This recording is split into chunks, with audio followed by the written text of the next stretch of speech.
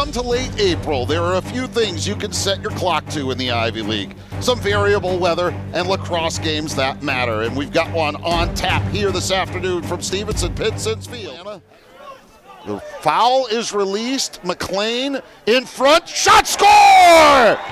A nice drive in front for Tanner Burns, who found himself alone in the slot, and the Bears tie the game at 1. Yeah, Griffin O'Neill with the pole as well, and they're disrupting for Dartmouth. And a quick release, running from behind the net and taking it himself. Ben Scandone, the sophomore from Allentown, Pennsylvania, gives the Brown Bears a 2-1 lead. Sometimes there's just no substitute for speed, Mike. Check out this dodge from X.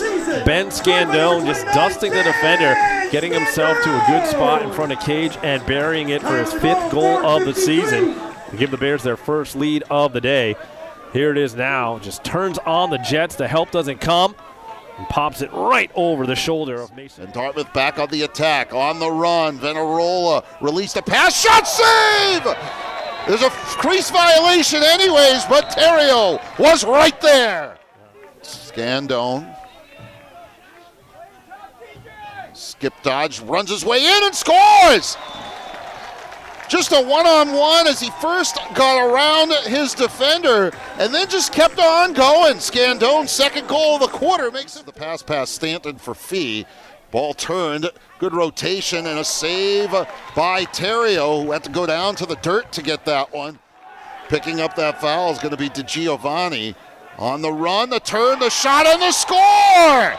Quick wrists from Ben Locke to tie the game at 4 and neutralize the flag. Yeah, really nice attack there from X that time. Ben Locke rolling the crease, coming around, getting his first of the day after the hat trick last weekend against Princeton. And that'll tie things up at 4 apiece. First goal by either side in this 2nd quarter, where the goals have been a little bit harder to come by. Obviously some adjustments made during that 1st quarter break. Defense is tightening up just a little bit. Last time. Came up empty, hands free, and scored! Whistling one into the top corner was Spencer Hughes. To Charlie Cave, and that'll be a step out of bounds. It'll be ground ball. I think he was playing without a stick there on the ground ball, so that's a big no-no. Bears will gladly take over. Ball released, PJ Bean, quick pass, pull, goal! Quick stick there for Trey Taylor, and the Brown Bears have tied the game at 6. Just the 2nd of the season for Taylor, and I think a pole goal for any side. Always an exciting moment for the fans and viewers, I'm sure. Trey Taylor coming through right down the middle, able to blow it past Morrell. Well, we talk about some of these passes, some of these dodges being the occasional ankle breaker. In that case, when Bean dodged Griffin O'Neill actually had to be helped from the field as he hurt his ankle on the pole. They're going to go for that low shot, Mike. The goalie was ready, Morrell, and Connor Terrio with his face. Terrio makes the save on the Luke Lowry shot with the pole.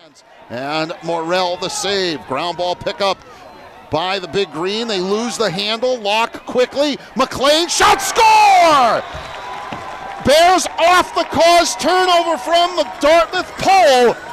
And it took them the hard way to get goal number 7, but they got it to pull within 1. Yeah, 26 of the season for McLean. And sometimes the Bears are at their best when things get unsettled like that. Dartmouth scrambling around on defense. Both teams had opportunities to make a play to get that ground ball.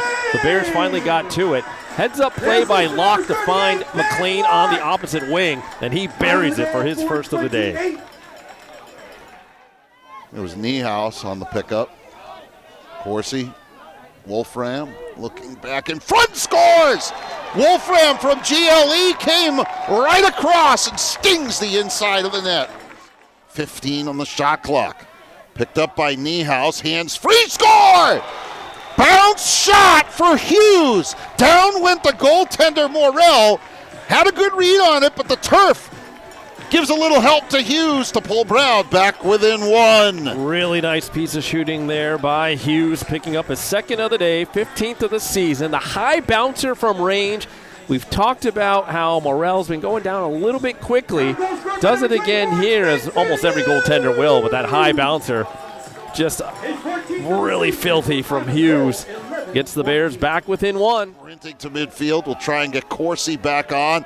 He comes on, gets the pass, running it down, releases the pass. Wolfram at X, swings it over left side. McLean, what a dodge! Winds up and scores!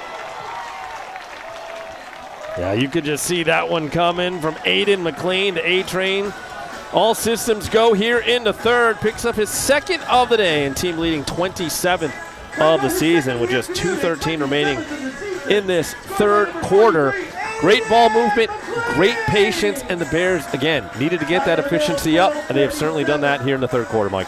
And little things, Mike, things that you don't necessarily see on a stat sheet. The way P.J. Bean kind of stayed out there, and then right to left comes DiGiovanni, drives a shot. Terrio makes the save. Clockwise, I should say. Hughes for Scandone. Comes back in front. Wolfram, what a dodge! Spins it around and scores! What a catch there by Jackson Wolfram. The poise to stay out of the crease and finish. Little Texas two-step around the crease line. Well, the freshman coming through with a huge goal, number 9 on the season, second of the day. Watch this catch. I mean, this is not easy to handle. Scandone flings a BB down there, but Wolfram able to make the grab. And then walks the walk in front of the net, buries it. Bears back on top.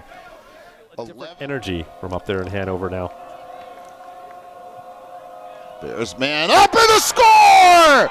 Forrest Dimitri found himself dancing in front, and the Bears lead us 2. Watch the fake put on here by Forrest Dimitri, Mike. The man-up goal. He's been a man-up specialist for the Bears all season long. That's usually when you'll see him out there with that unit. And a big one. Put the Bears up by 2. Watch this fake here. Rolls around. Little fake there on the pass and just buries. But Fee's been getting most of the run as that shot was blocked. I think Bean actually slowed it down. Charlie Cave, the ground ball pickup. He'll sprint in transition. Cave looking around. Winds up with a pull and scores! Juice it up for Charlie Cave, and the Bears have a 3-goal lead. Sound the alarm. It's a pole goal. Cave with his second of the season in transition. A good little hesitation before firing it just over the hip of the netminder, Mason Morrell. And that puts the Bears up by 3, and you can feel the momentum fully on the side of the Bears. Watch this thing of beauty. It starts with a defensive block, whether it was Cave, whether it was Bean that got a piece of it, and then Cave right down there and rips it home. Oof. To X, back over, shot save made. Terrio not fooled by McGill. Ivy triple header today, you certainly could. The Cornell-Harvard game already in the books. You could be closing out this one. The goaltender quickly coming off his line. Snap forward and scored! Ben Locke able to roll from the left side. Morrell unable to catch up to it. And just moments ago, the Bears had the game's first 3-goal lead. Well, now they've made it 4. It's 6 goals in a row for the Bears, and their lead is now 14-10. Yeah, and I think, once you start trying to pull that netminder out of position, so difficult for him to get reestablished once he gets back in the crease.